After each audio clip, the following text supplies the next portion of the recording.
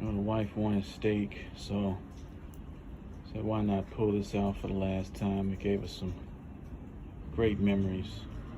I know you're looking at the coal thing. It's not a lot of coal, but it's all I had.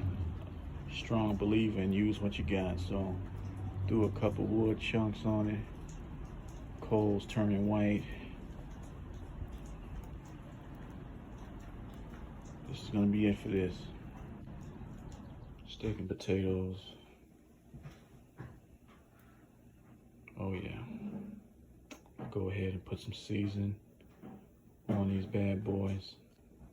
Got some thick ones, got some thinner ones. Doesn't matter. Just a little salt, pepper, and steak seasoning. I can smell it already. What do you guys think? It's gonna be great.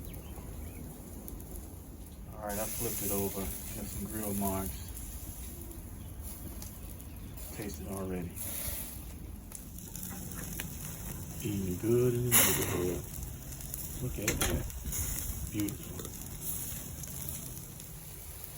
More grill marks. Just turned them the other way.